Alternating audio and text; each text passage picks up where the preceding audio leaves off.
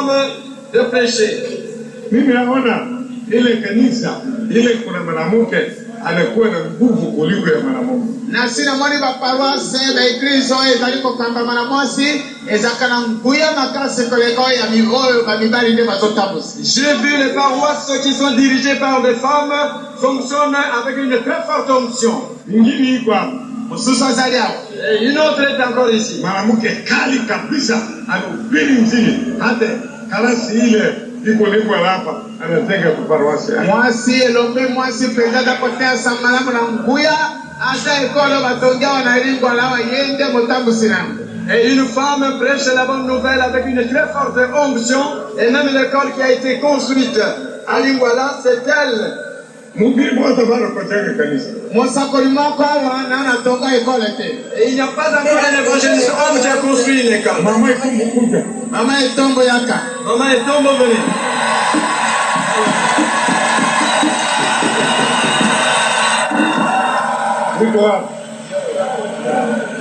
Ambaye na kombo na Yesu.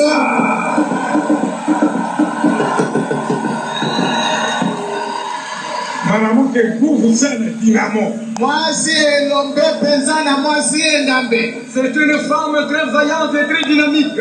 Anahubiri injili. Azakotea sango malamu. Elle prêche la bonne nouvelle. Bila kuogopa. Nakopanga te. Sans crainte. Shalom peuple de Dieu. Je suis votre humble servante, Maman Marie-Antoinette Etombo Yongo. Depuis que j'ai accepté Jésus-Christ comme Seigneur et Sauveur, ça fait 40 ans aujourd'hui. Et j'ai aussi 34 ans de ministère. Bien-aimé dans le Seigneur, comme je vous l'ai dit la fois passée, ma rencontre avec Jésus-Christ, comment est-ce que j'ai accepté Jésus-Christ comme Seigneur et Sauveur. Et le même jour, j'avais commencé à évangéliser, tel que vous avez suivi la fois passée. Et nous nous sommes arrêtés là où j'ai reçu mon baptême. Après mon baptême à Tchouapa, à la direction de FEPACO Nzambe Malamu, après je suis allé à la paroisse de La Gombe, là où j'ai évolué jusqu'à ce que j'ai commencé mon ministère proprement dit comme pasteur, toujours à l'église FEPACO Nzambe Malamu. À la paroisse de La Gombe, je n'étais qu'une simple fidèle. N'oubliez pas que je vous ai dit que par rapport à mon passé proche de ma conversion, j'étais deuxième femme. Et les jours où Jésus-Christ m'avait visité, j'avais un bébé avec moi. Et après ce bébé-là, donc après avoir accepté Christ, après avoir reçu mon baptême, j'ai continué toujours avec cette vie-là, c'est-à-dire je suis resté toujours en union avec cet homme-là. Et après mon baptême, j'ai eu 2 enfants avec le même monsieur. Donc, une fille qui est née en 83. Donc, ma conversion date de 80. En 83, j'ai eu encore un enfant avec lui. En 86, j'ai encore eu un enfant avec lui, alors que j'avais déjà accepté Christ, alors que je m'étais déjà fait baptiser. J'irais à l'église, je suivais les enseignements, mais je tenais toujours à cette vie-là. Je ne voyais pas comment me séparer de cet homme ou de cette vie-là. Vous savez vous-même le problème de la restauration de l'âme. Quand on accepte Jésus-Christ comme Seigneur et Sauveur, c'est l'esprit qui est sauvé le même jour et le cœur de l'homme. Mais l'âme comme un ordinateur n'est pas sauvée le même jour. L'âme ne sera restaurée que plus tard, en écoutant la parole de Dieu, en mettant cette parole en pratique. C'est alors que l'âme, petit à petit, sera restaurée. Et ce fut le cas aussi pour moi. Après ces 2 enfants-là, disons à partir du 2e enfant, la parole vraiment avait commencé à prendre place dans ma vie. Un jour, alors que j'ai porté ma dernière grossesse, elle était de 2 mois. Je suis allé à l'église. Je suis allé à l'église et on a prié. La prédication, l'introduction de la prédication de ces jours-là, c'était la quinine. Le pasteur en question dira, aujourd'hui, j'ai 2 malades devant moi. Tous les 2 malades souffrent de la malaria. Mais comme traitement, je n'ai que la quinine. Un malade prendra cette quinine et après avoir avalé, ne supportera pas le goût de la quinine et il va vomir. Cette personne-là restera malade. Mais l'autre malade prendra aussi la quinine. Mais lui, il supportera et il sera guéri. Le fait seulement d'introduire comme ça, là où j'étais assise, j'ai dit, quinine, ça doit être mon problème. Or, c'était le Saint-Esprit, c'était aussi mon problème. Et quand il a commencé à prêcher, je peux dire que ce jour-là, c'était de la Genèse à l'Apocalypse. Et ce jour-là, il était aussi prévu qu'on prenne la Sainte Seine. Il a terminé de prêcher, il a parlé sur la polygamie, il a parlé sur la vie de sanctification. C'était tellement profond que, au moment où il fallait qu'on prenne la Sainte Seine, je n'ai pas pu prendre la Sainte Seine parce que je m'étais senti sale, je m'étais senti... je n'avais pas la vie de sanctification parce que j'étais encore 2e femme et j'ai porté en plus une grossesse. Bien-aimé dans le Seigneur, comment se présenter à la table du Seigneur après avoir écouté une telle prédication? Avec rigueur, le pasteur ne blaguait pas. Il avait vraiment parlé. Ça, c'était même pas lui, c'était le Saint-Esprit. Et après le culte, après les offrandes, il devait maintenant faire la prière de clôture. Et avant de faire la prière de clôture, il a posé la question à l'assistance, donc à l'assemblée. Qui d'entre vous n'a pas participé à la table du Seigneur? Et nous avons levé nos petits doigts. Il dit que vous les levez haut ou bas, est-il que Dieu sait que aujourd'hui vous n'avez pas pris la Sainte Seine. Voilà ce que j'ai à vous recommander.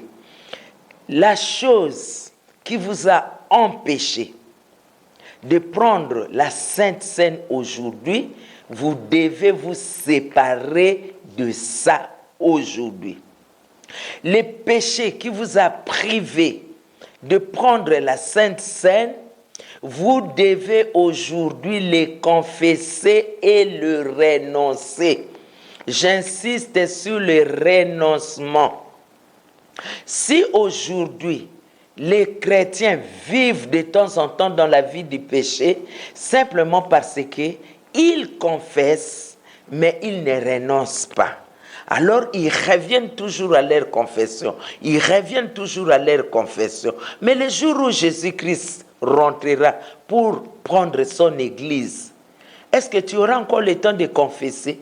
Il va te trouver dans l'état où il te trouvera et tu pourras rater le ciel après avoir cru en lui, après avoir été baptisé, après avoir même travaillé pour lui.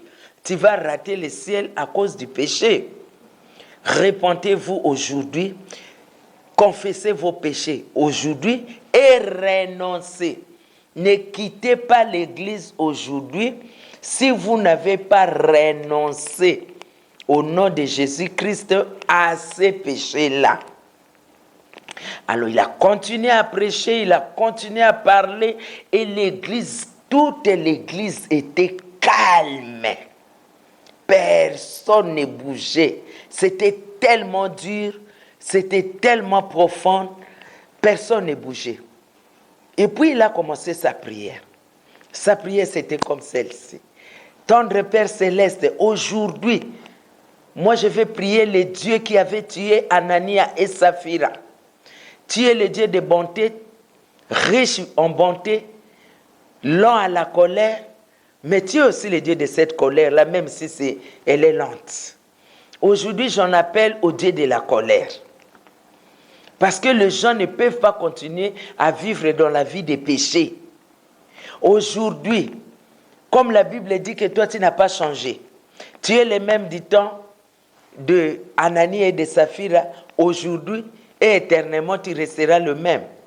Je veux aussi qu'il y ait des Anania et des Saphira qui vont mourir devant le temple en sortant s'ils ne confessent pas leurs péchés et s'ils ne prennent pas la décision de renoncer à ces péchés-là, à cette vie de péché. Moi, je ferai la prison, mais vous ne ferez jamais la prison parce que vous êtes esprit. Moi, j'accepte la prison. Et il a commencé la prière.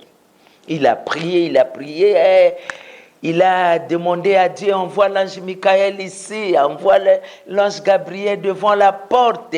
Quiconque confessera et renoncera, celui-là passera outre. Mais celui qui confessera mais ne renoncera pas, nous voulons le voir aujourd'hui. Comme autrefois pour Anania et Saphira, j'ai dit waouh.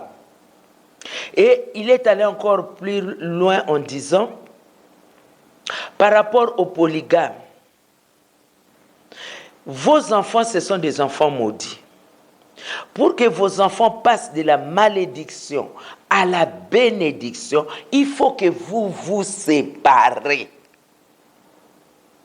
Il faut que vous vous séparez. Le mariage biblique est monogamique. Le mariage biblique n'est pas polygamique. Tous les mariages polygamiques doivent aujourd'hui s'arrêter. Je l'ai dit au nom de Jésus-Christ. Vous voulez que vos enfants soient bénis? Renoncez. Vous voulez voir vos enfants maudits? Continuez. Mais je vous exhorte à choisir entre votre mari ou votre épouse là et les enfants. Il n'a pas dit entre Dieu et les enfants. Il a dit entre votre conjoint là ou conjointe et les enfants. Si vous choisissez le conjoint ou la conjointe là, le deuxième, vous resterez avec lui et avec des enfants maudits à la maison. Comme tout bon parent, j'ai commencé à pleurer parce que j'avais besoin des enfants bénis. J'avais déjà écouté la parole de Dieu. Je me suis dit, waouh, aujourd'hui c'est ce jour-là que je dois prendre une décision et la bonne. Saint-Esprit, aide-moi à prendre cette décision. Et le Saint-Esprit m'avait aidé et j'avais pris cette bonne décision au bon moment parce que c'était le bon moment pour moi. J'ai dit, Seigneur, aujourd'hui j'abandonne. J'ai confessé mon péché. En tant que deuxième femme, j'ai confessé, j'ai pleuré, j'ai confessé, j'ai pleuré. Et les autres personnes qui n'étaient pas dans les cas étaient déjà sorties, ils avaient déjà quitté l'église. Bon, nous qui étions concernés, nous sommes restés. À combien, je ne sais pas. Parce que là, tu ne regardes pas à l'autre, tu regardes ta propre vie d'abord. J'ai pleuré et après avoir fait ma prière, je me suis aussi levé pour sortir. Là, je savais que je n'avais plus de problème avec l'ange Michael et Gabriel. Je pouvais quitter, mais le problème était maintenant, il faut rentrer à la maison. Il ne faut plus rentrer chez cet homme-là. Il était en Europe, moi j'étais ici. Mais que faire pour ne pas rentrer à la maison? Que faire aussi pour aller dans la maison familiale? Moi, je suis l'aîné. Quel exemple je vais donner?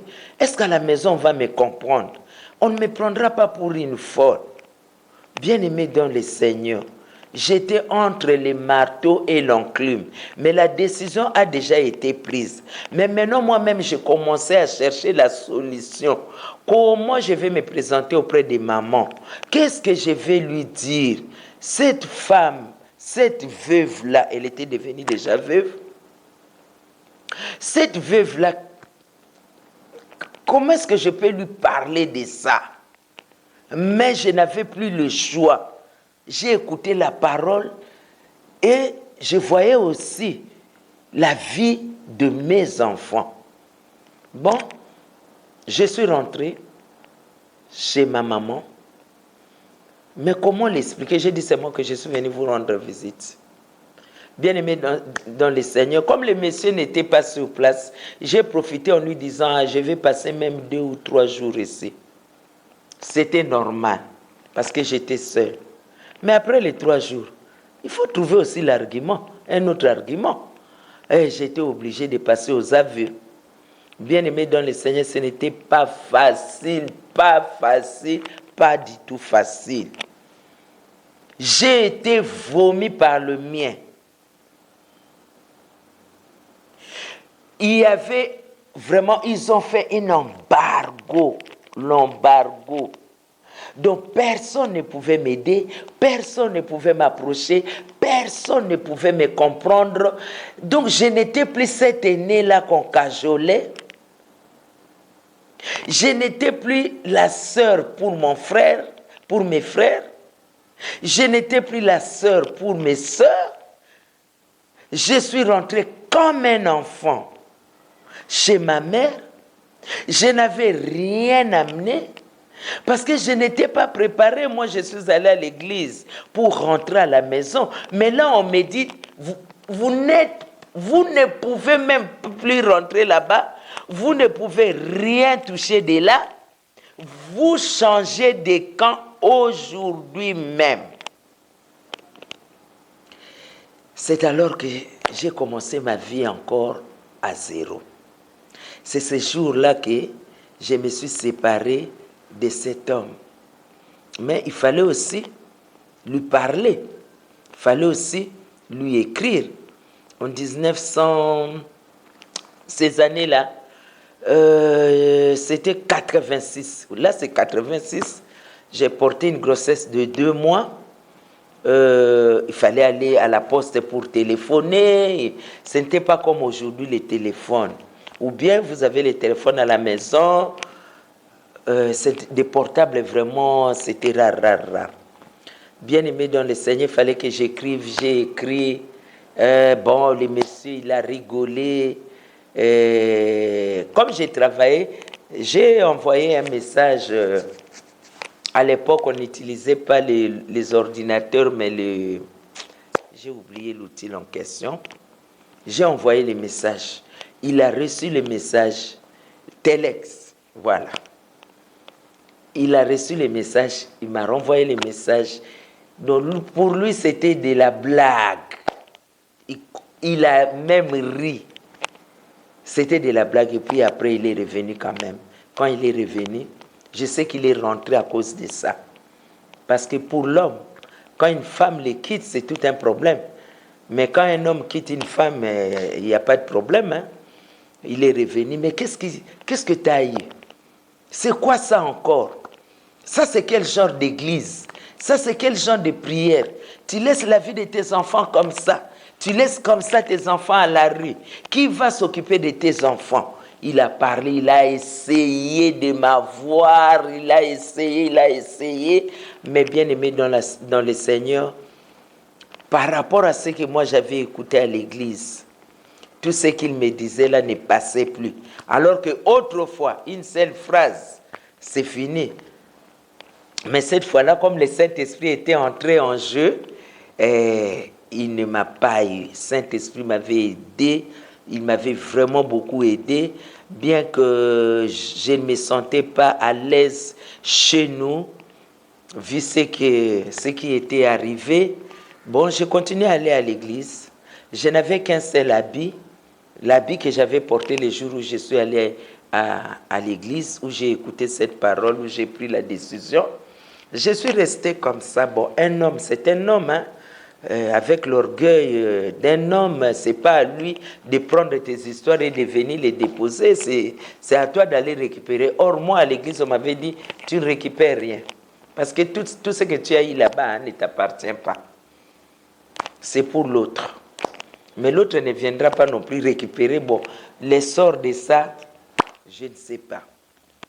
Et je continuais à aller à l'église. Les frères de l'église m'aidaient. Bien-aimés dans le Seigneur, nous devons encadrer les fidèles, surtout ceux qui viennent à peine d'arriver à l'église. Ils ont besoin vraiment d'un encadrement sincère et véritable. Si je n'étais pas encadré, peut-être je pouvais retomber dans ces péchés-là. Mais j'étais vraiment très bien encadré. Les frères qui venaient à la maison, on priait. Les frères qui venaient, ils m'exhortaient. Les frères qui venaient, ils me parlaient toujours du ciel. Tu ne peux pas rater le ciel à cause d'un homme. Tu ne peux pas rater le ciel à cause de l'argent. Tu ne peux pas rater le ciel à cause du bien matériel. Dieu est bon, Dieu t'aime. Dieu, c'est le maître. L'or et l'argent lui reviennent. Dieu peut te donner aussi de l'argent. Dieu peut te combler de toutes sortes de bénédictions célestes et terrestres. Personne ne peut te combler comme Dieu. Alors toutes ces exhortations-là que je suivais m'encourageaient. Et je continuais toujours. Même mon pasteur était toujours à mes côtés. Et vers le mois de juillet, je devais voyager pour Israël.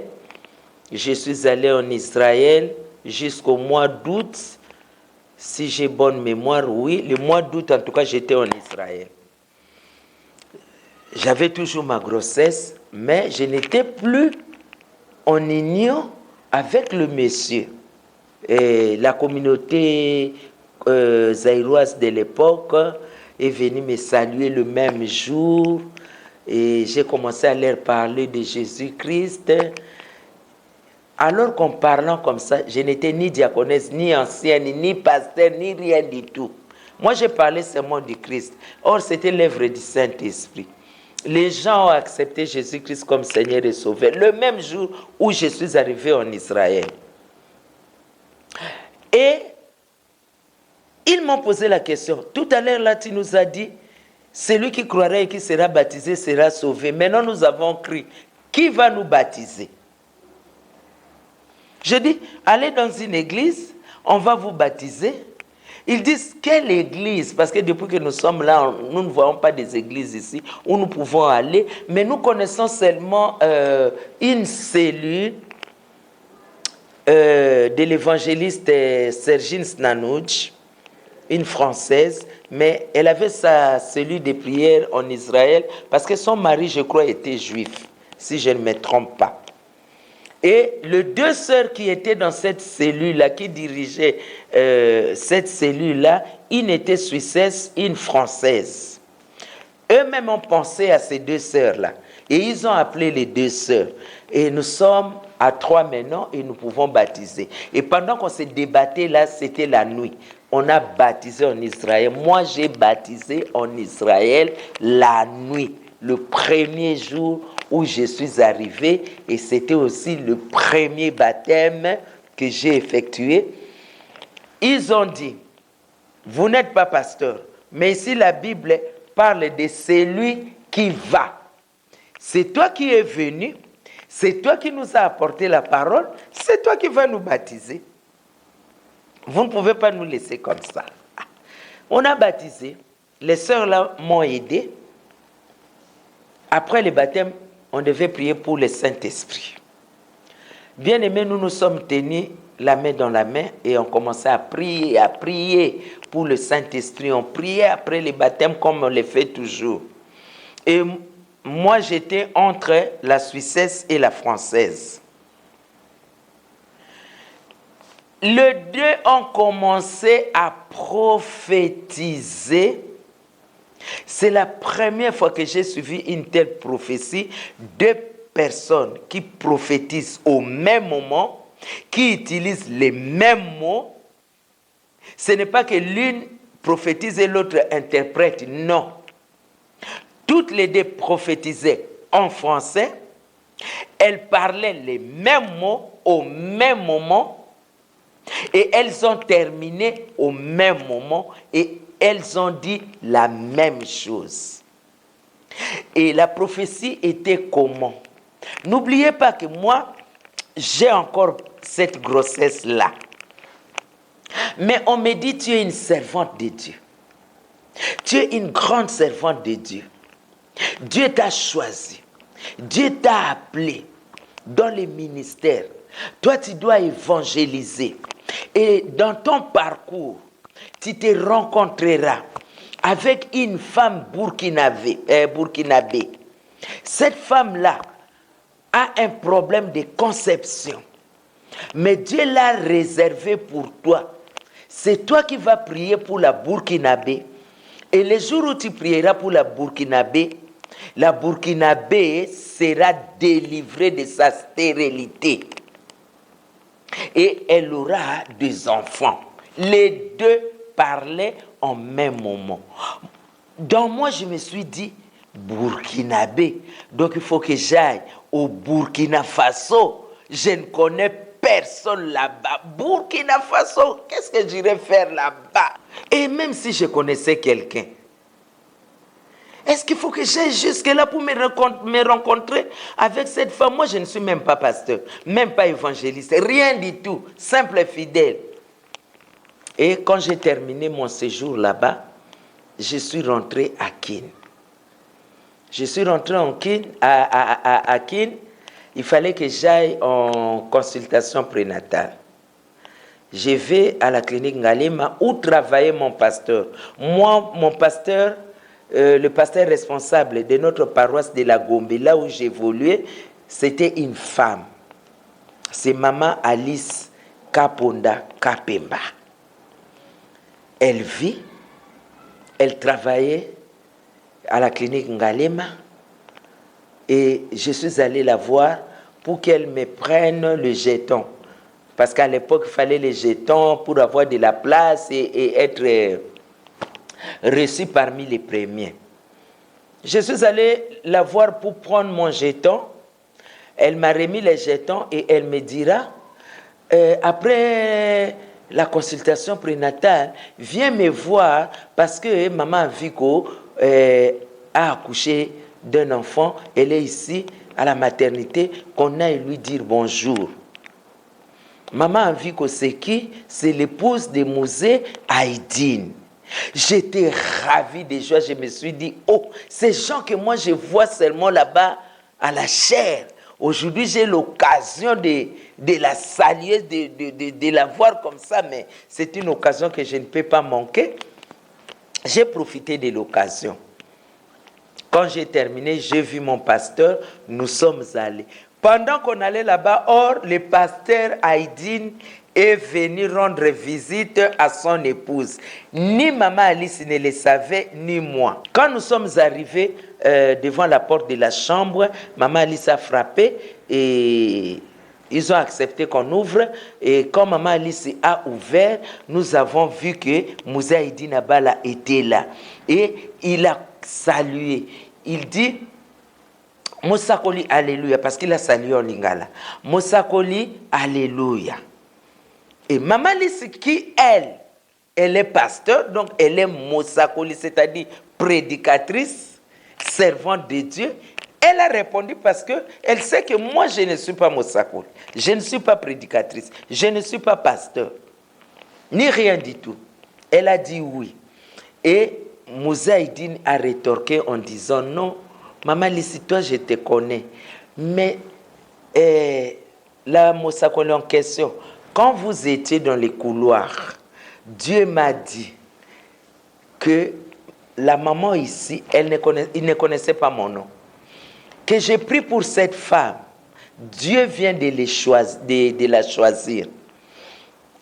Que j'ai pris et qu'elle commence à travailler pour Dieu. Aujourd'hui, je vais la consacrer. Je viens de recevoir l'ordre de Dieu. Je ne peux pas le remettre à des mains. Et il me dira, mets-toi à genoux. Je me suis mise à genoux Il a commencé à prier, mais moi, je n'étais pas d'accord avec sa prière. C'était simplement par politesse. Il ne m'avait même pas demandé qui j'étais. Il ne savait même pas si j'avais accepté Christ comme Seigneur et Sauveur. Il ne connaissait même pas mon état. J'étais grosse, le ventre était là, mais il n'a même pas fait allusion de tout ça. Il ne sait même pas si j'étais déjà baptisé. Il ne sait même pas si je fais partie des fidèles de l'église Fepakonzambi Malam. Je pouvais aussi être ami seulement à Maman Alice, une copine à elle, et puis nous sommes venus voir sa maman pasteur. Lui, il n'a fait mention de rien du tout. Il m'a dit seulement, Dieu m'a dit que je puisse prier pour toi. Il t'a choisi, que je te donne du travail. Et il a prié. Quand lui, il priait, moi, je réfutais cette prière. Je disais, avec une telle grossesse, Dieu me voit avec ça et Dieu me choisit, moi, dans cet état pour aller évangéliser. Avec quel témoignage? Lui, il continue à faire sa prière et quand il a dit Amen, Amen, je me suis levé, nous nous sommes assis, on commençait à parler, on a vu les bébés et puis nous sommes partis. Au mois de novembre, moi je suis rentré à la clinique et j'ai eu mon bébé, la dernière. Au mois de... nous sommes toujours en 1986. Je crois que vous avez très bien suivi les étapes de l'acceptation à ce jour. Donc Dieu m'avait déjà préparé. Il a fallu que je sois à l'église le jour où je devais confesser et renoncer. Et comme j'avais déjà confessé et renoncé, et que je n'étais plus revenu dans ces péchés-là, il commençait déjà à m'utiliser sans que je le sache. Je suis allé en Israël, il m'a utilisé pour le baptême. Il y a une prophétie qui est sortie. Je rentre maintenant au pays. Je suis toujours dans cette vie de sanctification, malgré que j'ai porté la grossesse. La grossesse, c'était avant le renoncement. Je me rencontre avec son serviteur, Mouzaïdi Nabala. Il prie pour moi pour me confier le travail. Au mois de novembre, j'accouche. Au mois de décembre, l'église organise une visite auprès du révérend pasteur Haïdi Nabala à Kinkole à l'époque. J'ai dit, bon, je vais aller comme ça, je vais profiter, compris pour mon bébé. Et dans mon cœur, je me disais, comme j'attendais famille, il m'avait vu ces jours-là, avec ma grossesse. Aujourd'hui, quand il va me voir, il ne va plus me reconnaître parce que j'ai changé d'état physique. Nous sommes allés. Nous avons remis ce qu'on avait amené. Il a prié pour nous. Nous sommes rentrés dans nos véhicules pour quitter. Et le pasteur Haïdi Nabala, qui se lève de sa chaise, il était assis sur une chaise longue. Voilà. Il s'est levé de sa chaise et il a fait signe au chauffeur qui conduisait le véhicule où moi j'étais. Et j'étais avec mon pasteur Maman Alice dans le même véhicule. Bon, le chauffeur s'est arrêté et lui il est venu. Moi je croyais qu'il est venu pour parler avec le pasteur qui est Maman Alice. Et ce jour-là, il y avait aussi le pasteur provincial. Je crois à l'époque c'était Mouzé Moyengo qui était sur le champ. Et au lieu de s'adresser à Maman Alice, qui était assise devant avec le chauffeur, lui il est venu par derrière, là où moi j'étais assise avec les bébés, il est venu dire, maman, Dieu t'a appelé. Dieu m'a donné l'ordre de prier pour toi. Je dois prier pour toi aujourd'hui et je dois te donner une paroisse aujourd'hui avant que tu ne quittes ici. Je viens de recevoir l'ordre. J'ai dit, Seigneur. Mais il n'a pas fait allusion à la prière de la clinique Ngalema. Il n'a pas fait allusion à ma personne à la clinique Ngalema. C'est comme si c'était un message qu'il vient de recevoir seulement aujourd'hui. Je lui ai dit simplement, pasteur, moi je ne sais pas prêcher. Comment je peux être pasteur? Je ne sais même pas prêcher. Et il me dira, ah bon? Toi tu ne sais pas prêcher? J'ai dit non, moi je n'ai jamais prêché. Et puis je ne suis pas pasteur. Je ne suis même pas diaconesse. Ni même pas une ancienne. Je ne suis rien. Moi je travaillais seulement au comité de soutien, donc au partenariat. Comme j'avais un peu de moyens, bon, je soutenais l'œuvre de Dieu dans ma paroisse. Je n'étais pas connu à la direction. Il me dira ceci. Si c'était moi, comme tu ne sais pas prêcher, je dirais, tu restes encore, tu apprends et après avoir appris, tu pourras commencer à prêcher. Mais je viens de recevoir l'ordre de Dieu. Il me dit que je te donne une paroisse.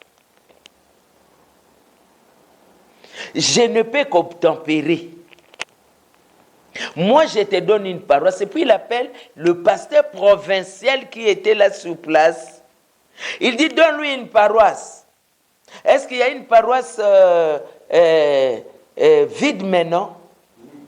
Pardon, une paroisse libre maintenant? Et le pasteur provincial dira, oui, il y a une paroisse libre parce que nous venons de suspendre le pasteur qui était là dans cette paroisse-là à Lingwala. Nous venons de suspendre le pasteur, mais on n'a pas encore remplacé. Il dit, donne-lui cette paroisse-là. Bien-aimé dans le Seigneur, on me donne une paroisse où je dois être responsable, donc le pasteur titulaire, quelqu'un qui n'a jamais été même diaconesse ni rien du tout. On te donne une paroisse où c'est toi qui vas diriger. Bien-aimé dans le Seigneur, ce n'était pas facile. J'ai dit, moi, je ne saurais pas prêcher. Et il me dira, tu connais un seul verset biblique? Je lui ai dit oui. Quel est le verset biblique que tu connais? J'ai dit, la parabole des 10 vierges. Il me dira ceci. Le mardi, tu prêches la parabole des 10 vierges. Le jeudi, tu prêches la parabole des 10 vierges. Le dimanche, tu prêches la parabole des 10 vierges. Pendant toute une année, ne change pas de verset tant que le Saint-Esprit ne te donnera pas un nouveau verset. Parce que c'est lui qui t'appelle. Il sait que tu ne connais rien. Pourquoi il t'établit alors que toi tu ne connais rien? Alors, va dire seulement ce que tu as là pendant toute une année et c'est à lui de te donner les autres versets bibliques. Bien-aimé dans le Seigneur, je suis allé dans cette paroisse-là. On m'a établi. Le jour-là même, il a aussi prié encore pour moi. Et il a donné l'ordre au pasteur provincial de venir m'installer. Le pasteur provincial est venu m'installer à la paroisse de Lisekwa à Lingwala au rond-point Wileri Kalembelembe. Et la paroisse existe jusqu'à ce jour. C'est là où j'ai commencé maintenant le ministère avec un seul verset biblique, un seul chapitre, je crois, hein, la parabole des 10 vierges. Quand je suis allé là-bas le premier jour, bien-aimé dans le Seigneur, où on est venu m'installer, on amène une folle, une jeune fille folle. Le pasteur qui est venu m'installer, après m'avoir installé, lui il est rentré, il est parti. Je reste maintenant comme pasteur titulaire de la paroisse et avec un problème devant moi, le même jour, on amène une folle. Et je dois prier pour la folle.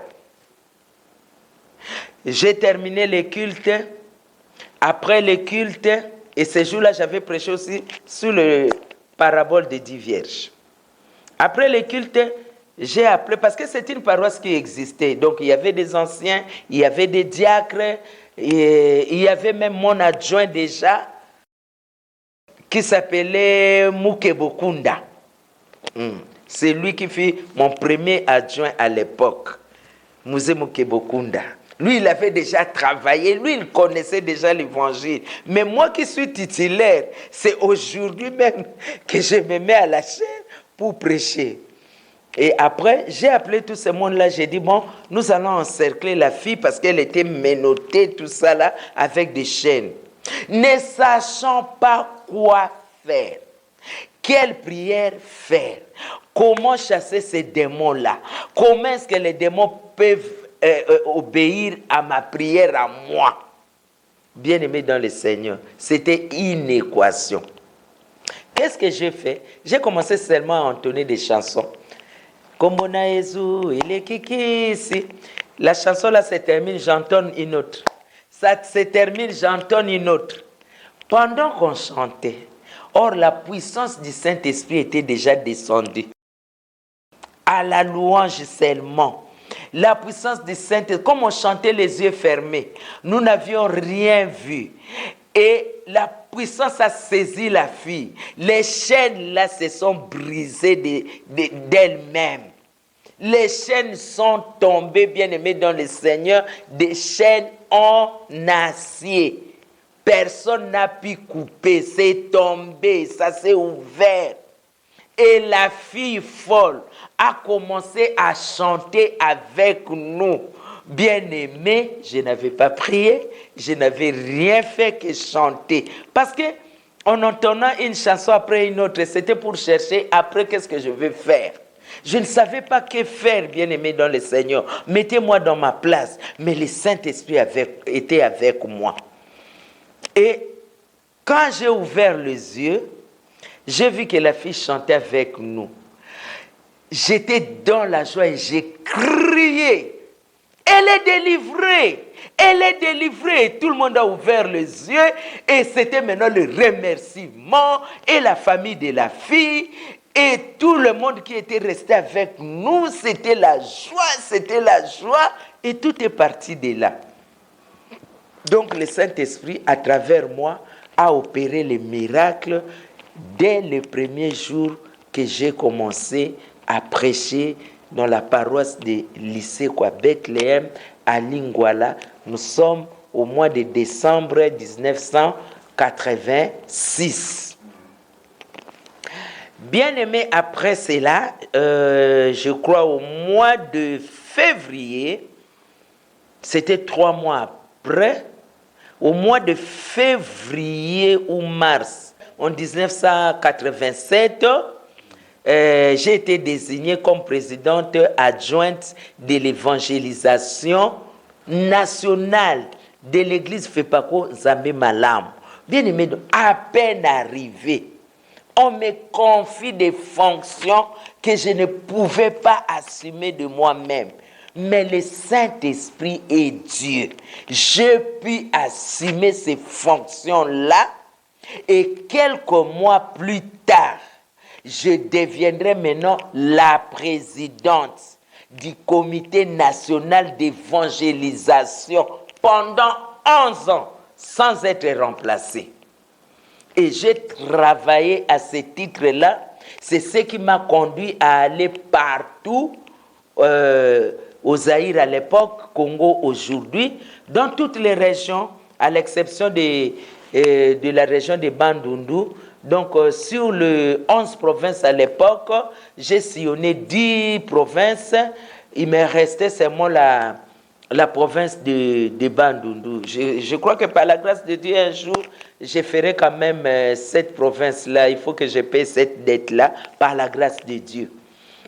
Et j'ai commencé à évangéliser d'une région à une autre, d'une région à une autre. Il fallait que je commence à préparer les campagnes d'évangélisation des Mouzaïdines avec la délégation de l'église, avec la délégation du comité d'évangélisation. C'était vraiment un grand comité, bien aimé dans le Seigneur.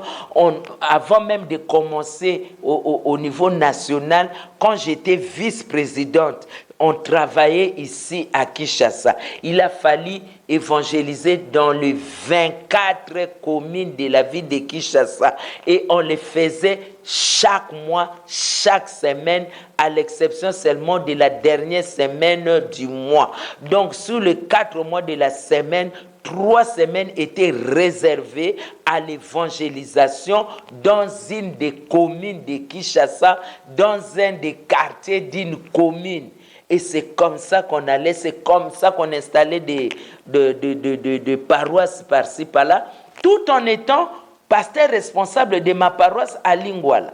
Quand moi je me déplaçais, c'était mon adjoint qui me remplaçait, les comités, les diacres et tout ça. Nous avons évangélisé toutes les 24 communes de la ville de Kinshasa. Nous avons souffert. Pour Mouzé Haïdi Nabala, lui, son problème, c'est de venir lui donner le rapport. Nous avons évangélisé 200 personnes. Nous avons baptisé peut-être 150 personnes. Nous avons laissé ces 150 paroisses, 150 personnes dans telle paroisse entre les mains de tel pasteur. Lui, c'est les rapports qui l'intéressaient. Et on faisait ça avec beaucoup d'enthousiasme. Et quand j'ai remplacé celui qui fut mon président, qui s'appelait Kabala, Mouzé Kabala Dibwe. Voilà. Mouzé Kabala Dibwe qui travaillait aux affaires étrangères, au département des affaires étrangères à l'époque. Et mon adjoint maintenant, c'est le Mouzé Ngoyi Eyale, qui travaille jusqu'à ce jour aux fonctions publiques. Bien aimé dans le Seigneur, j'ai travaillé avec ses frères depuis ces années-là, 87 jusqu'à ces jours. Nous sommes toujours dans l'évangélisation. Nous prêchons la bonne nouvelle de la résurrection de Jésus-Christ. Et puis est venue l'étape d'aller maintenant dans les régions.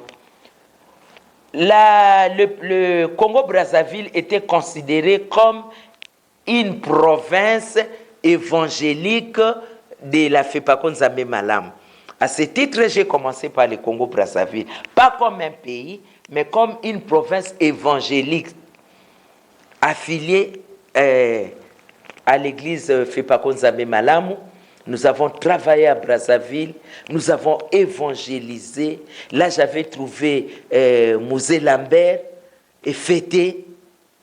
Nous sommes allés, nous avons travaillé, nous avons baptisé, nous avons fait marier les gens qui cohabitaient seulement, mais qui n'étaient pas passés par le mariage. Mais ils venaient à l'église, ils étaient déjà des chrétiens, ils ont accepté Christ, ils se sont fait baptiser, mais ils ont continué seulement à vivre en cohabitation. Et il fallait leur enseigner, et ils se sont mariés, et l'honneur et la gloire était rendu seulement à lui seul, notre Seigneur et Sauveur Jésus-Christ. Après le Congo-Brazzaville, c'est alors que j'entamerai le périple de RDC, c'est-à-dire toutes les provinces, à l'exception de Bandundu, comme je venais de le dire. On organisait des conventions, des campagnes d'évangélisation. À l'époque, Mouzé Haïdi ne faisait pas de conventions. Lui, il faisait que des campagnes d'évangélisation. Alors, nous étions toujours à l'équipe d'avance pour aller préparer. S'il faut qu'il aille évangéliser à Goma, c'est nous qui allons les premiers. Nous préparons les terrains avec les comités d'évangélisation que nous trouvions sur place. Nous travaillons et lui, quand il vient, c'est pour passer à la chair. Bien-aimé dans le Seigneur, et Dieu a opéré beaucoup de miracles pendant tous ces temps-là, pendant ces 11 années que nous avons travaillé comme présidente nationale d'évangélisation aux côtés du révérend pasteur Haïdi Abala. Et c'est là aussi que je suis allé. Jusqu'à ça, je me rappellerai toujours. Au Maniema, dans les Maniema. Nous sommes allés dans les Maniema avec mon comité d'évangélisation. Il fallait qu'on aille prêcher à Kalima. Et en quittant la ville de Kindu, nous avons pris la pirogue, traversé pour aller de l'autre côté. Ils appellent ça Kambe, donc 2 kilomètres. Et quand nous sommes allés de l'autre côté, il fallait prendre le véhicule, il n'y avait pas de carburant. Et qu'est-ce qu'on faisait? Il y avait un véhicule, mais il n'y avait pas de carburant. On nous a fait monter, moi et mon équipe, dans le véhicule. Et ce sont les gens de là-bas qui poussaient des villages. Ils vous poussent. Quand vous arrivez à un autre village et ils rentrent, les gens de l'autre village, ils vous prennent, ils vous poussent. Et c'était comme ça jusqu'à ce que nous avons pu quand même attraper un moyen de transport qui nous avait conduit jusqu'à Kalima. Arrivé à Kalima, c'était la période où régnait un esprit là-bas qu'on appelle Kimbirikiti. C'était pour moi la première fois d'entendre parler de Kimbirikiti. On arrive là-bas, les enfants, les garçons, les jeunes garçons du village étaient dans la forêt parce que je crois qu'ils devaient aller se faire circoncire là-bas. Et la circoncision là-bas, selon les informations que nous avons détenues à l'époque, la circoncision de garçons se faisait dans la forêt. Et quand les enfants entraient là-bas, personne ne savait ce qui se passe. Et quand les enfants quittent maintenant la forêt, ils ne vous disent pas non plus ce qui s'était passé là-bas. Et ce n'est pas tous les enfants qui entrent, qui sortent. Il y a des enfants qui restent là-bas. Et vous n'avez pas le droit de poser des questions. Pourquoi je n'ai pas vu mon fils? Si tu n'as pas vu ton fils, c'est que Kimbirikiti l'a retenu. Selon les informations, c'est à vérifier. Est-il que c'était la période? Nous sommes allés, cette fois-là, ce n'était pas Mosé Haïdine qui devait aller à la campagne, c'était moi. Je devais organiser et je devais tenir la campagne au stade de Kalima. Ceux qui sont de là connaissent ces stades-là. J'ai commencé à prêcher, bien aimé dans le Seigneur. Maintenant, comme j'ai été informé sur l'esprit de Kimbirikiti, je ne pouvais pas laisser. J'ai commencé à chasser l'esprit de Kimbirikiti. Je dis au nom de Jésus-Christ, toi esprit de Kimbirikiti, quitte. L'interprète n'interprète plus. Pour moi, je croyais qu'il n'avait pas compris. J'ai répété. L'interprète ne veut plus parler. Or, l'interprète était de là. Il avait peur de l'esprit de Kimbirikiti tout en étant chrétien. Il avait peur de l'esprit de Kimbirikiti tout en étant serviteur. La troisième fois, quand j'ai répété, j'ai compris que lui, il a peur. J'ai continué, je me suis dit, bon, de toutes les façons, c'est un esprit, il va comprendre toutes les langues.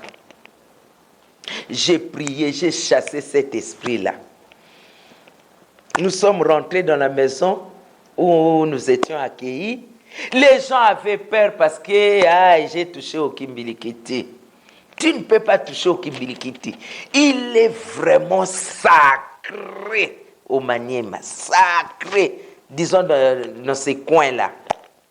Bien-aimé dans le Seigneur, j'étais piqué par une moustique la nuit. Moi-même, j'ai senti comment la moustique m'avait piqué sur le nez. Le matin, je me réveille avec un bouton de moustique.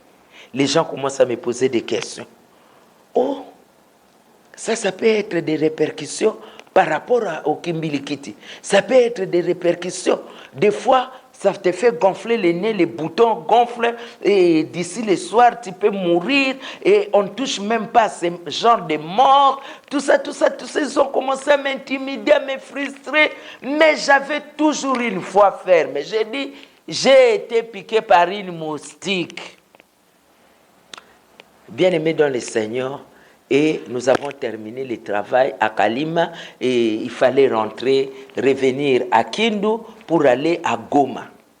Sur notre chemin de retour, nous sommes arrivés à Muminya, le camion est tombé en panne.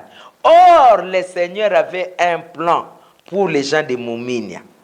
En attendant qu'on aille chercher la pièce à Kalima, nous avons quitté le véhicule et nous avons commencé à évangéliser. Nous avons trouvé un pasteur à Momigna qui prêchait la parole de Dieu, mais qui n'avait pas de Bible, qui lui-même n'était pas encore baptisé. Mais il avait accepté Jésus-Christ comme Seigneur et Sauveur. Comment? Il y avait des commerçants, parce que c'était sur la route. Leurs camions aussi étaient tombés en panne là-bas. Les commerçants ont prêché la bonne nouvelle. Il était parmi les gens qui avaient accepté Jésus-Christ comme Seigneur et Sauveur. Mais une fois les camions réparés, les commerçants sont partis. Ils n'ont pas eu le temps de les baptiser, ni de lui donner la Bible. Lui, avec le peu qu'il avait reçu, il a commencé la prière, l'intercession, et il a commencé à réunir quelques personnes. Et nous sommes arrivés là, nous l'avons trouvé à cet état-là. Quelqu'un qui prêche avec, un monsieur qui prêche avec seulement un pagne. Parce qu'il n'avait pas de pantalon. Bien aimé dans le Seigneur. Nous, on avait des sachets de sucre avec nous, les sachets de café avec nous. Nous avons évangélisé. Et nous avons sorti les sachets de sucre, nous avons sorti les sachets de café. Et nous avons dit à ceux-là qui ont accepté Jésus-Christ comme Seigneur et Sauveur, y compris les pasteurs qui n'étaient pas encore baptisés, nous avons dit, aujourd'hui nous allons organiser le baptême. Est-ce qu'il y a de l'eau ici proche de vous? Oui, il y a de l'eau. Bon, après le baptême, nous allons fêter. Notre fête, ce sera avec le café.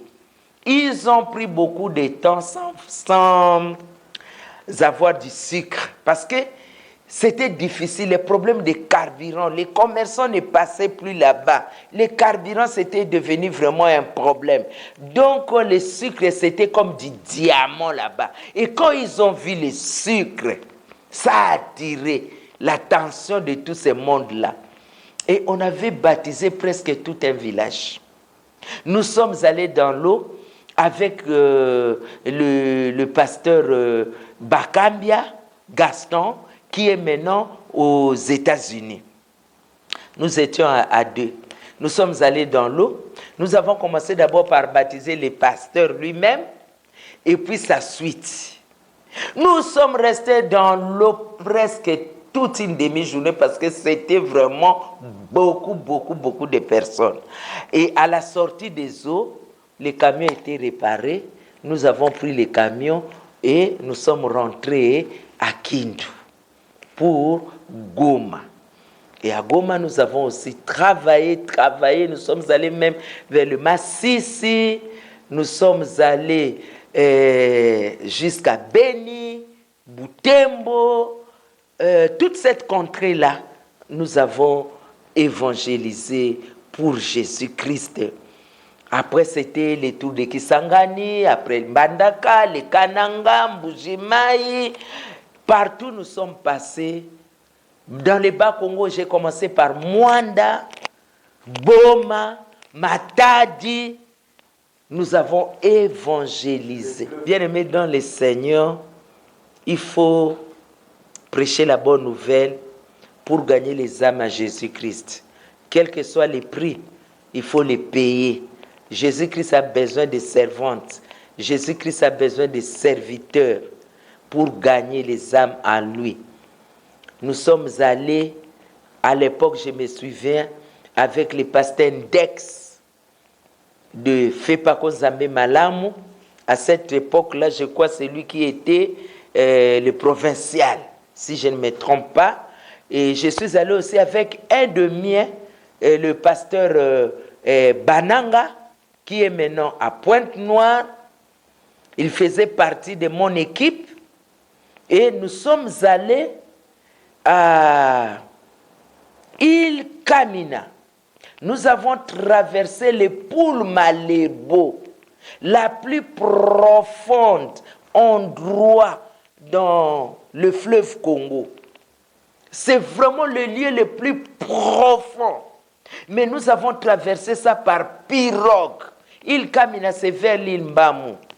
Et nous sommes allés prêcher là-bas. Et nous avons baptisé des gens dans les fleuves Congo. Moi, je ne sais pas nager. Quel risque! Quel risque! Je pouvais aussi m'emporter comme ça avec la personne que je baptise et l'eau nous emporte et puis nous mourrons. Mais avec Dieu, nous sommes rentrés sains et saufs. Nous sommes allés même dans les Guadolites et là-bas j'ai baptisé les gens à Guado, en face de la République centrafricaine, Mobaïmbongo. À Mobaïmbongo, bien aimé dans les eaux de Mobaïmbongo, j'ai baptisé des gens là-bas. Nous sommes allés jusqu'à Guémena par route, en quittant Guadolite. Par route, nous sommes passés par Loko. Les gens de là-bas savent ce que je suis en train de dire. Nous avons baptisé les gens à Loko. C'est une rivière. Nous avons quitté Loko jusqu'à Guémena la nuit.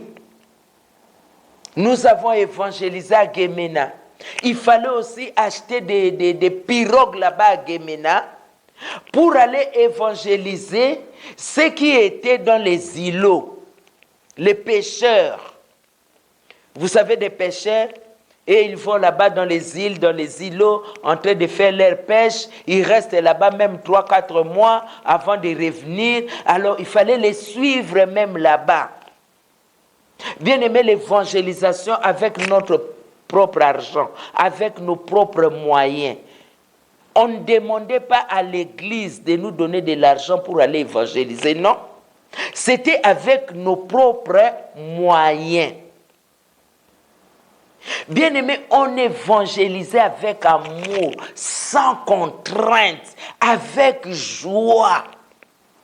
La joie de travailler pour Dieu. Bien aimé dans le Seigneur, nous avons évangélisé à Guémena. Nous sommes restés à Guémena, je crois même pour 1 mois.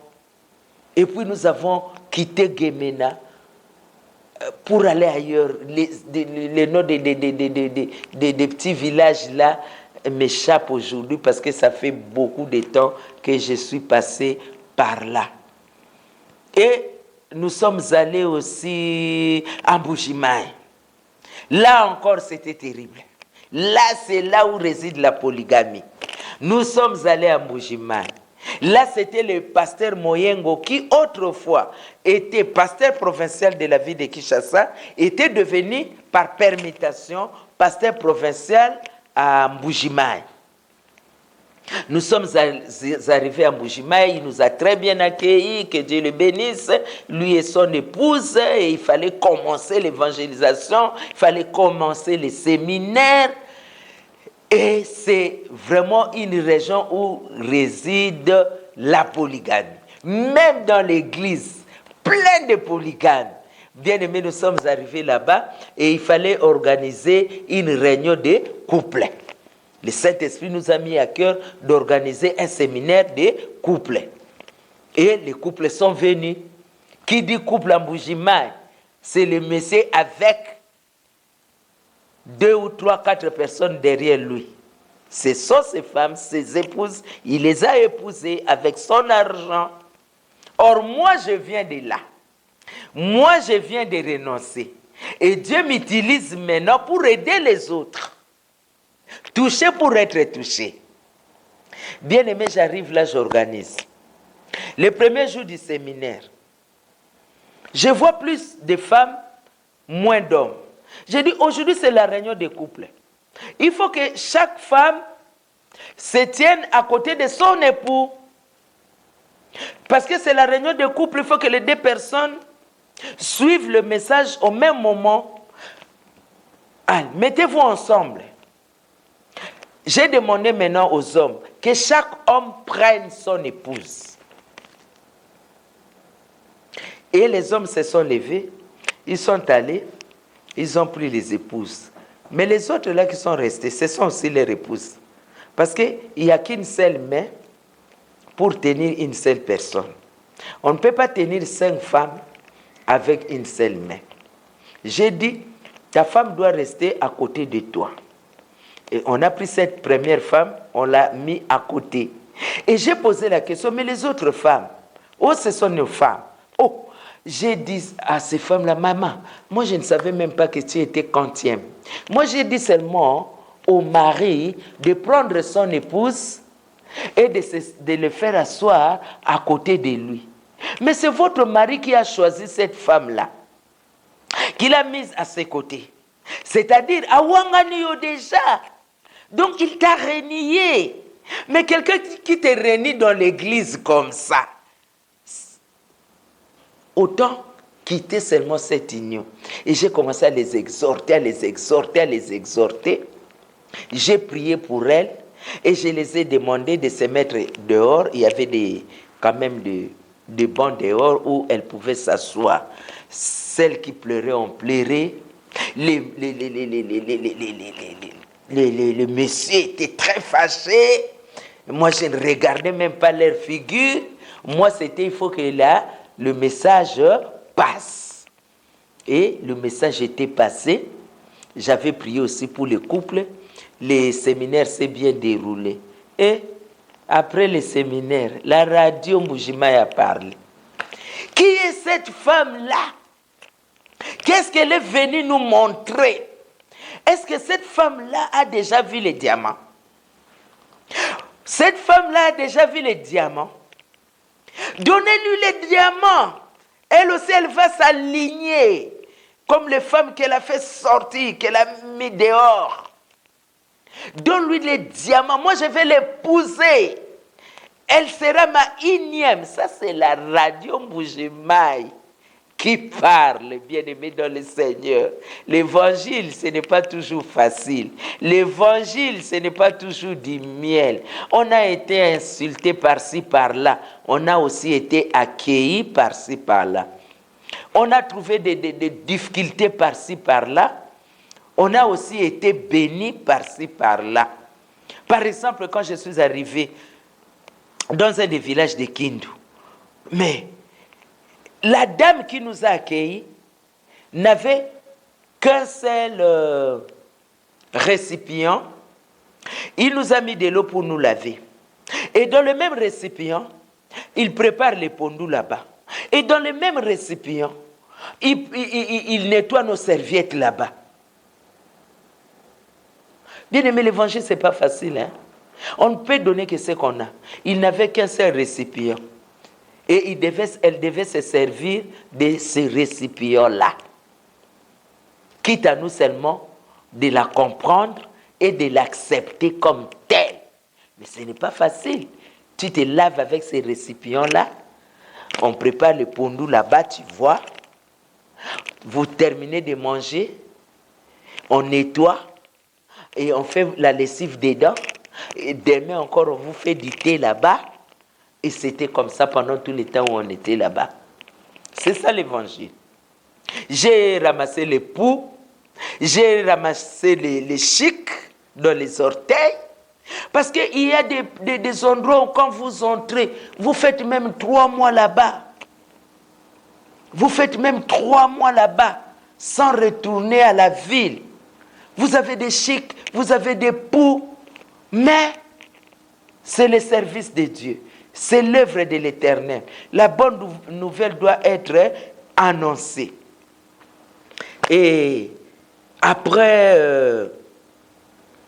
ça, quand je suis rentré, après toutes les tournées pendant 11 ans là-bas, dans l'entretemps, j'étais désignée aussi comme vice-présidente du comité des juges.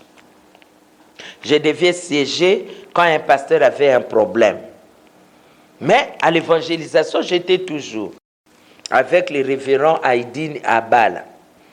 Et quand il est tombé malade, comme sa collaboratrice, chargée de l'évangélisation, on était parti avec lui à Goma, avec les pasteurs de Goma, avec son fils aîné, paix à son âme, Péfa, avec son épouse, paix à son âme, Maman Anviko, avec des médecins que nous avons pris à Goma, avec Mouzé Dani et son épouse Adèle, que je salue.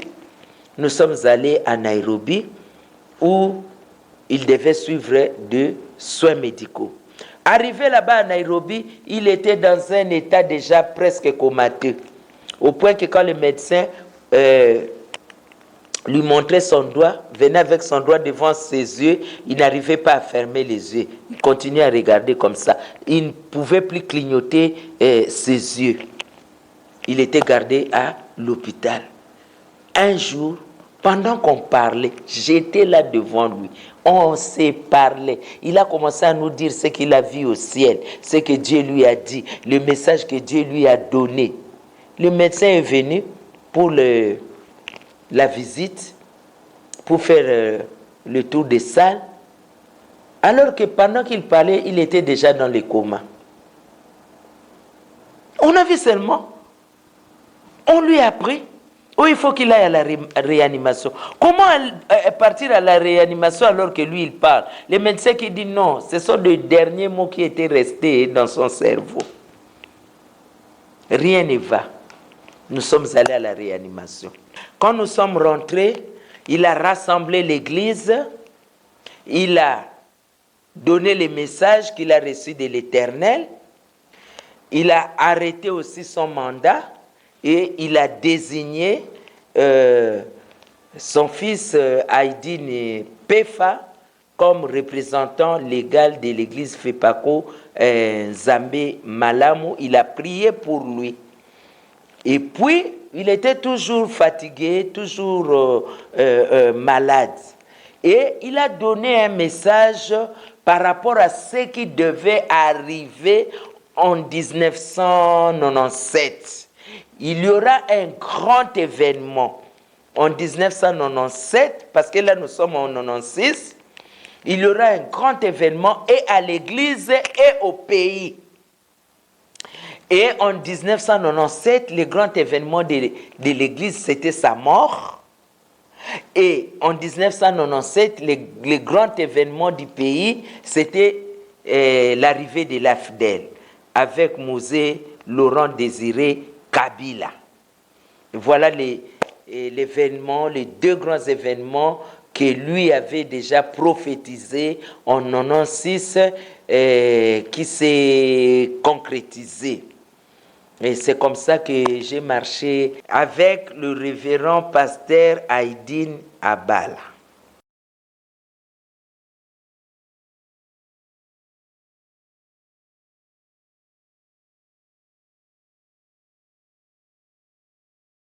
Le pasteur Aïdine Abala, l'homme de Dieu, était un homme de rigueur. Il ne badinait pas avec l'œuvre de Dieu. C'était un homme puissant. C'était un très bon encadreur. Je parle par rapport à l'évangile. Je ne parle pas par rapport à sa personne comme un être humain.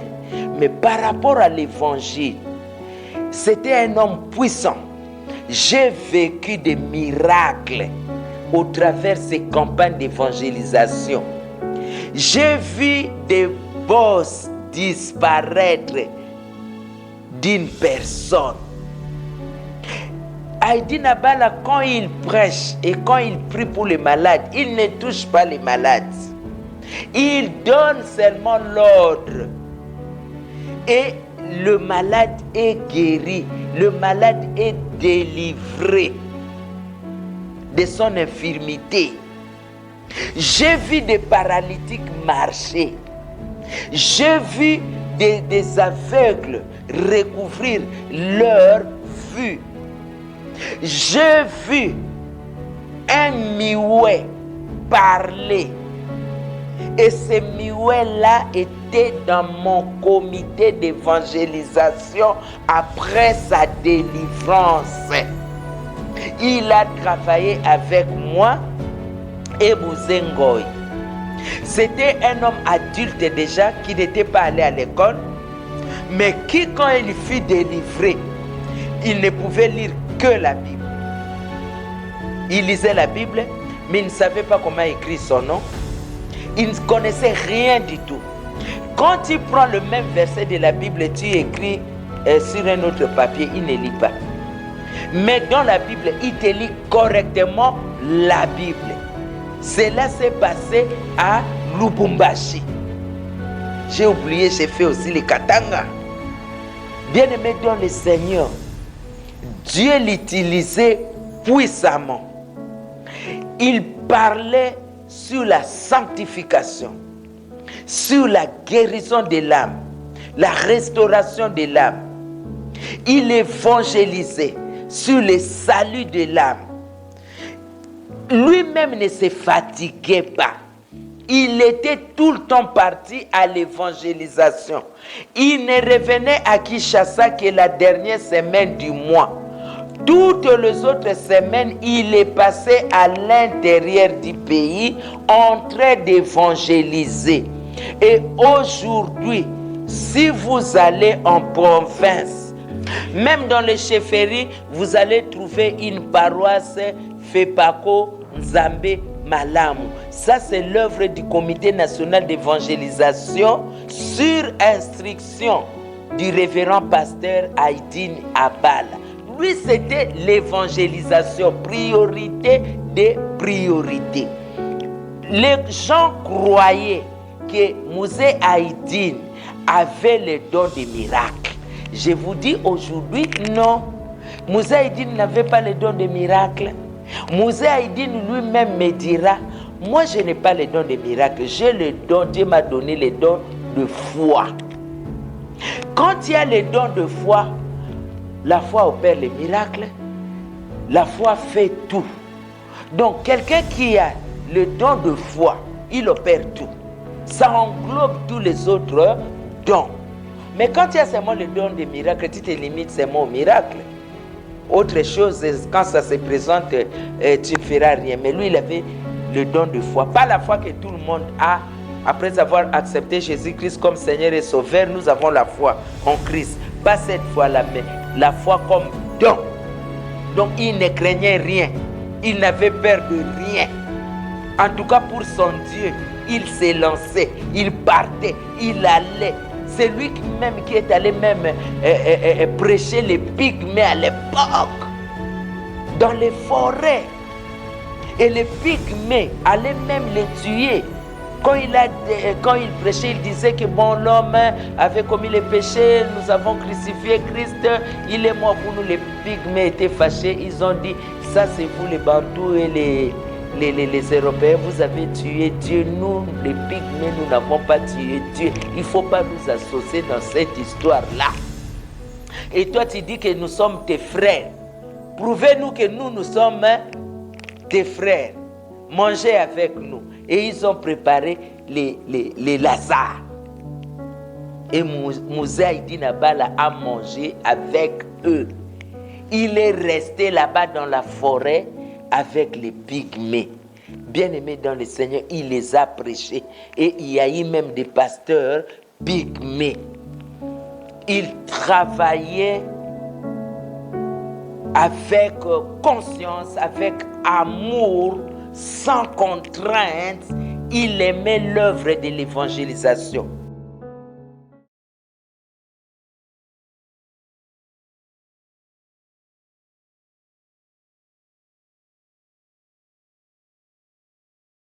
C'est Musée Aïdine qui a propulsé l'évangélisation par la femme.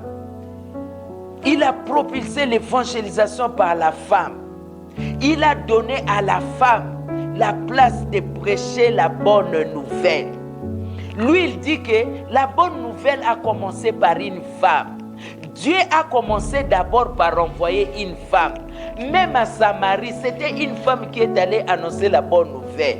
Même après la résurrection, c'est une femme qui est allée annoncer aux autres que Jésus-Christ n'est plus au tombeau, il est ressuscité, il va venir, vous allez le voir comme il a promis. Bien-aimé dans le Seigneur, la bonne nouvelle, c'est quoi? C'est la résurrection de Jésus-Christ, non? Mais la personne qui a parlé de la résurrection de Jésus-Christ, la première, c'est une femme. C'est une femme, qu'on le fait aujourd'hui ou pas, c'est une femme qui fut porteuse de cette bonne nouvelle, qui est allée s'adresser aux hommes. La Bible dit que c'est Jésus-Christ qui l'a envoyé. Il a dit, allez leur dire, dire à qui? Aux hommes qui étaient avec elle. Bien-aimés dans le Seigneur, nous devons évangéliser. Les femmes à l'évangélisation, ce n'est pas peu de choses. Hein? Les femmes évangélisées, comme vous ne pouvez pas voir l'idée, nous avons travaillé. Moi, j'ai trouvé à l'époque Mama Tumba. Elle était une femme, mais c'était elle, le pasteur provincial de la ville de Kinshasa. C'était une dame de fer. Elle a évangélisé la ville de Kinshasa. Elle priait pour les paralytiques devant la maison de poste ici sur le boulevard du 30 juin. Et elle avait même prié pour un fou que tout le monde connaissait ici, qu'on appelait à l'époque Johnny, qui était délivré de sa maladie, mais qui malheureusement, après beaucoup d'années plus tard, retournera dans les chanvres, dans l'alcool, et il paraîtrait qu'il était encore tombé malade, mais sinon, cette femme-là avait travaillé. Il a amené beaucoup d'âmes au Seigneur. Jésus-Christ est bon, Jésus-Christ est bon, Jésus-Christ a transformé nos vies, Jésus-Christ a fait de nous son outil de travail. Jésus-Christ nous a utilisés, le Saint-Esprit nous a utilisés et il nous utilise. Parce que je suis parti de rien, je ne connaissais pas la Bible. Je n'avais jamais lu la Bible dans ma vie. J'étais dans les catéchismes et encore pendant l'année scolaire et après pendant les vacances, c'est fini les catéchismes, il n'y aura plus d'interrogation. Mais comment est-ce qu'aujourd'hui, je prêche la bonne nouvelle? Comment est-ce qu'aujourd'hui, je peux prendre un verset biblique, le lire et puis l'interpréter? C'est sur base de quoi? Le Saint-Esprit de Dieu. Une personne habitée par le Saint-Esprit peut prêcher la bonne nouvelle, peut prier pour les malades. Mais une personne sans le Saint-Esprit ne pourra pas guérir un malade. C'est Dieu qui guérit, mais à travers la prière d'une personne, à travers l'outil qu'il s'est choisi, une personne, que ce soit un homme, que ce soit une femme, là il n'y a pas de débat, parce qu'en nous, il y a l'Esprit de Dieu. C'est l'Esprit de Dieu qui opère en nous, et j'en suis un exemple. J'étais celle que j'étais, et si aujourd'hui je prêche la bonne nouvelle, c'est grâce au Saint-Esprit, hein? Parce que où est-ce que je suis allé ramasser ça? Je ne suis pas allé dans une école pour apprendre à prêcher. C'était le même jour, on te dit, on te donne la paroisse. C'était le même jour, tu fais la vision, on te dit, va évangéliser. Tu évangélises, tu pries pour une femme malade, possédée de mauvais esprits, et les mauvais esprits ont quitté la femme. Et quand le jour où on est venu m'installer, le même jour, on t'amène une folle. Tu ne pries même pas, mais tu chantes. Tu loues l'Éternel avec seulement la louange. Les chaînes sont tombées. Les chaînes sont tombées. Et la fille fut délivrée le même jour, sans passer par la prière. Ça, c'est l'œuvre du Saint-Esprit. Jésus-Christ est merveilleux. Bien-aimé, en tout cas, j'exhorte à toutes les femmes de prêcher la bonne nouvelle. Si quelqu'un ne veut pas te donner sa chair, Jésus-Christ t'a donné sa chair, c'est-à-dire prêcher partout, sauf là où il y a une chair à l'église locale. Non, prêche partout. Quand nous avons commencé l'évangélisation, c'était dans les marchés. Tu montes sur les tables de marché et tu prêches. C'était sur les maisons de bus Sotras. On montait dessus. Je n'étais pas comme je suis aujourd'hui, j'étais jeune. Je n'avais que 33 ans à l'époque. Je pouvais monter. Et vous êtes là au-dessus des maisons Sotras à l'époque. Et vous prêchez la parole de Dieu.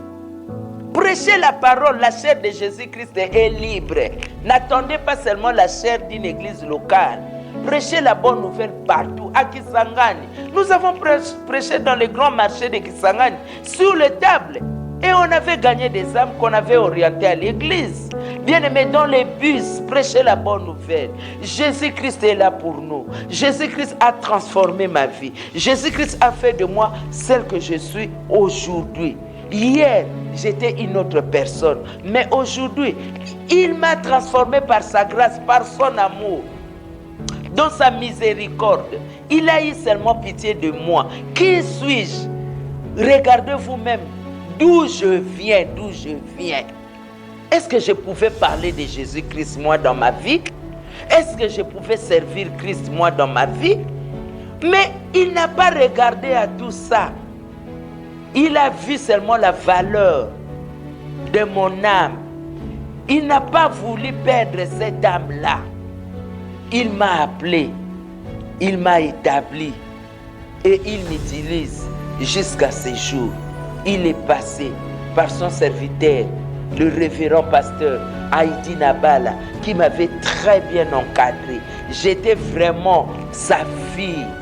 Il m'avait très bien encadré. J'étais avec lui presque partout. On était avec lui à Bukavu, on était avec lui à Kisangani, on était avec lui à Lubumbashi, on était avec lui ou encore beaucoup d'endroits. Bien aimé dans le Seigneur, j'étais avec lui. Je travaillais, il me regardait. Après le travail, il me parlait, il me donnait des conseils. Un jour, nous sommes à Kinkole, il somnole. Et puis, on était là un peu nombreux, nous nous sommes levés pour les laisser dormir. À peine nous nous sommes levés, il a dit, pourquoi vous vous levez? Pourquoi vous me fouillez? Nous avons dit, non, pasteur, parce que tu dors. Il dit, je ne dors pas. Vous ne voyez pas les anges qui m'entourent ici? Vous avez des yeux, mais des yeux qui ne voient pas. Je suis en train de parler avec les anges. Dieu a envoyé les anges avec le message. J'ai fermé les yeux pour mieux écouter. Et pour toi, il s'adresse maintenant à moi. Voilà ce que Dieu me dit encore à ton sujet. À peine, Maman Toumba est partie. Dieu t'a remplacé. Aujourd'hui, je me suis investi en toi. Il me te réclame maintenant, il te réclame. Il me demande de t'aider, de te préparer pour une mission. Mais moi, en tant qu'être humain, je suis très affligé. Mais comme lui, il est Dieu, qu'est-ce que je peux dire à mon maître? Mon souci est seulement, à chaque fois que j'encadre et que la personne est élevée, Dieu la retire pour une autre mission. Dieu m'a dit de te dire, tu as une mission. La mission, là où je travaille aujourd'hui, pour la première fois, je l'ai apprise de Musée Haïti. L'église éclair, l'église évangélique, la résurrection. Je l'ai apprise de Musée Haïti, à Bala, à Kinkole, au Payotte. Nous étions là. Et c'est là qu'il m'a dit, mais il me dit, je ne sais pas quand est-ce que cela arrivera. Mais en tant qu'homme, il a utilisé plutôt le nom Alexandre. Il dit, en tant qu'Alexandre, ces jours-là, je risque de ne pas laisser passer la chose. De laisser partir, ça me fera très mal. Mais en tant qu'Haïti Nabala, serviteur de Dieu, je serai obligé, amertume dans l'âme, de te laisser partir, mais il ne m'a pas dit quand. Là, c'était vraiment au début, au début de mon ministère, parce que je suis resté encore à côté de lui 11 ans. C'était vraiment au début qu'il m'a dit cela. Moi, je suis resté à ses côtés, malgré ces messages-là, sortis de sa propre bouche. Je suis resté encore avec lui pendant 11 ans. C'est la 11e année que j'ai pu quitter. Les jours où lui aussi il a laissé, moi aussi j'ai fait la prière, j'ai dit non. Je ne peux pas continuer avec le nouveau mandat. Moi, comme le pasteur a terminé, comme j'ai travaillé dans son mandat, moi aussi je termine. J'étais aidé par les serviteurs de Dieu. Ces jours-là, il y a eu des gens qui sont venus me rendre visite. J'étais leur nom, mais ils sont venus me rendre visite, ce sont des serviteurs de Dieu. Pour me dire simplement que maman, par rapport à tout ce que nous connaissons de toi, par rapport à ton appel, par rapport à la mission, tu ne vois pas que il faut que tu arrêtes aussi aujourd'hui, parce que si tu continues avec les nouveaux mandats, tu seras obligé de demander aussi l'autorisation avant de quitter, sinon tu seras rebelle. Arrête avec lui. Et j'ai prié, je les ai écoutés, j'ai prié, et c'est ce jour-là, ce dimanche-là, j'ai dit au Seigneur, j'arrête avec Mouzaïdine par rapport à son mandat, je ne continue pas, j'entre maintenant dans la nouvelle mission que tu m'as confiée. Oriente-moi, c'était ça ma prière. Le lundi, heureusement que j'avais fait cette prière-là le même dimanche. Le lundi, je serai désigné pasteur provincial adjoint de la ville de Kinshasa. Poste que je n'ai pas pu occuper parce que moi, j'avais déjà arrêté les dimanches. Et c'était un piège parce que s'il fallait regarder seulement les fonctions, je pouvais aussi sauter. Mais on m'a conseillé, mon cœur aussi à moi m'a conseillé, donc c'était le Saint-Esprit qui habite mon cœur qui dit non, ne regarde pas aux fonctions, mais toi fais ce que Dieu te demande de faire. Et quelques temps après, j'ai commencé la nouvelle mission à l'église évangélique, la résurrection. Et Mouzé, toujours malade, cette fois-ci est allé en Afrique du Sud, mais il est allé sans moi parce que je ne suis plus africain. Par contre, j'ai une autre mission. Et quand il est allé en Afrique du Sud, Dieu a fait ce qu'il a fait. Il a récupéré l'âme de son humble serviteur. Et là, moi, je suis déjà à l'église évangélique, la résurrection. C'était le grand événement que lui-même avait annoncé. Et quand nous avons commencé à éclairer l'église évangélique, la résurrection, c'était aussi avec l'entrée de l'AFDEL. Et nous avons souffert. Toutes les âmes gagnées étaient perdues parce que avec cette guerre-là, ce n'était pas facile. Je me souviens encore, on avait un grand séminaire aux eaux d'évangélisation. Nous avons gagné des âmes et les âmes là devaient venir à l'église les dimanches. Et c'est cette nuit de samedi là que il y a eu des crépitements de balles, ainsi de suite. Voilà un peu l'introduction pour la nouvelle mission et peut-être la fin pour Fepako Nzambe Malam.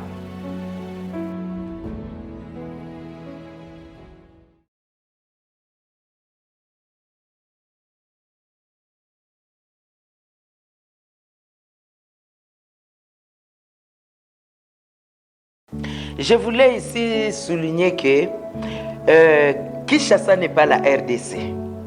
Mouzaïdine Abala est le père du réveil dans la République démocratique du Congo. Lui, il a commencé à l'est du pays.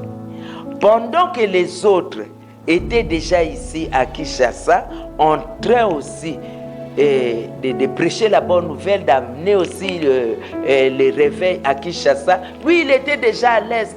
Il avait déjà commencé à l'est. Donc, c'est lui qui est le père du réveil au Congo, le révérend Aïdine Abala.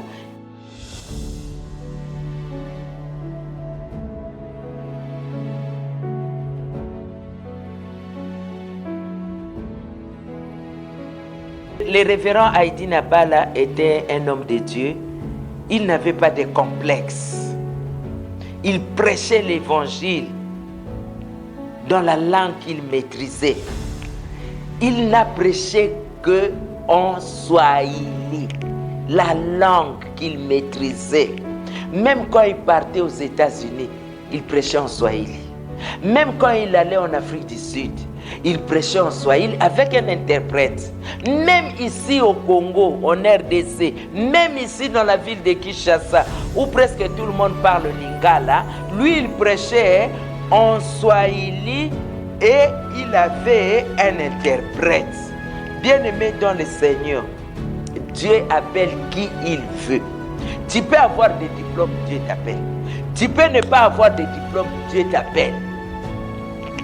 À l'état dans lequel Dieu te trouve, lève-toi seulement, commence.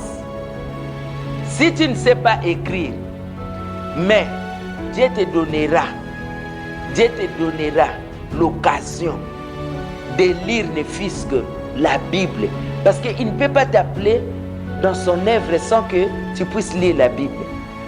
Je vous ai donné l'exemple du muet qui a parlé lors de la campagne d'évangélisation tenue par Moussa Dine à Lubumbashi à l'époque. Mais le monsieur ne peut lire, ne lisait que la Bible. Il ne connaissait pas lire autre chose que la Bible. Bien-aimé dans le Seigneur, il n'est pas le Dieu des anglophones seulement, il n'est pas le Dieu des francophones seulement, il n'est pas le Dieu des lingalophones seulement, il n'est pas Dieu des swahiliphones seulement, il est le Dieu de toutes langues. Ne soyez pas complexés. Prêche la parole de Dieu. Si tu vas quelque part où tu ne peux pas parler cette langue-là, Dieu te donnera l'interprète. Toi, prêche seulement avec la langue où tu te sens à l'aise. Ne soyez pas complexés par rapport à la parole de Dieu, par rapport à l'œuvre de Dieu. C'est ce que j'ai trouvé aussi en cet homme-là. Il a fait aussi l'Institut biblique. Il a fait l'Institut biblique en anglais. Mais il n'a jamais prêché en anglais aux États-Unis. Il a prêché en Swahili. Bien-aimé dans le Seigneur, autre chose par rapport aux études bibliques. Lui, il nous disait ceci. Autant d'abord commencer à travailler pour Dieu. Connaître le Saint-Esprit. Être utilisé par le Saint-Esprit et après aller à l'école biblique. Mais si tu commences à l'école biblique, toi tu n'as pas encore fait l'expérience avec le Saint-Esprit. Tu vas commencer à confondre le Saint-Esprit à la science. Toi tu vas prêcher plus la science que tu as appris à l'école comme théologie que la puissance du Saint-Esprit. C'est pourquoi il y a une différence entre celui qui a commencé par les études avant d'être un ministre de Dieu, un serviteur, un berger ou qui que ce soit.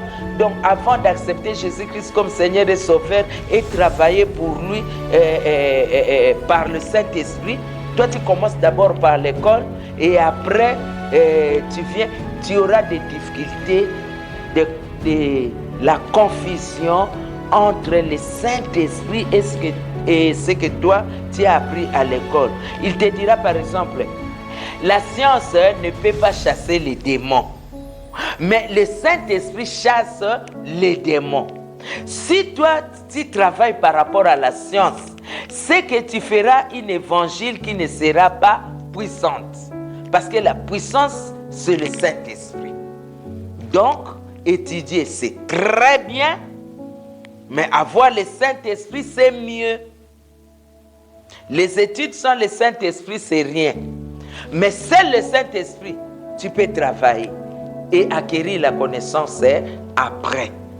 Donc nous avons vécu aussi des hommes de Dieu qui ont travaillé pour Dieu sans avoir été par exemple à l'université, sans avoir été à l'Institut biblique.